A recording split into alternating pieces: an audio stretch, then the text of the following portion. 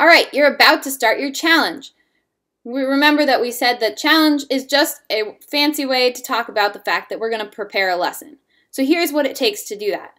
We have outlined a bunch of information for you that we'd like to get in the end. Really, it's all stuff that you would create or at least think about as you try and prepare for a lesson, but we're going to make it so that you can share it with other teachers in the ECS community. So, to work through the challenge, what you'll first do is pick a lesson. We are going to provide you a list in a later stage. And check out that list. Those are lessons that teachers often find difficult, and we'd love for you guys to prepare them ahead of time and really get feedback from the community about them. You can find a buddy to work with on your lesson. So once you've picked one, find someone that maybe wants to work with you and make it easier. You don't have to work alone. And it doesn't have to be someone who's sitting right next to you. It could be someone that's across the country and you guys jump on a Google Hangout or talk over the phone about how you want to implement these lessons. That's all okay. And we would prefer that you feel comfortable. So whatever that is for you, go ahead. So once you've picked your lesson and figured out if you want to collaborate with someone, then what you're going to do is do the lesson. You'll do the activities that the students would do. So you don't need to do them with students. You can do them yourself or find some people to rope into them if they take more than one person, maybe your spouse, maybe some friends. Pull them together and have them help you demo the lesson. You guys will create artifacts of what students would create because those will be helpful when we share out later. Once you've gone through the lesson, then we'd love for you to reflect.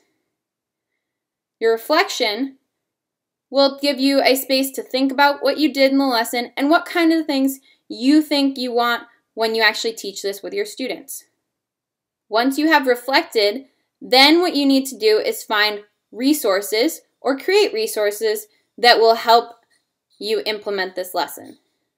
Oftentimes, teachers find it really useful to add a video or add a worksheet or add an article to the lesson that makes it real for their students. And we would love to hear about and see those resources. So you find them or you can create them, just like I'm creating this video right now on my computer. You can do the same thing to share a teaching tip or explain a concept that you learned about in your process. All of that will get added together.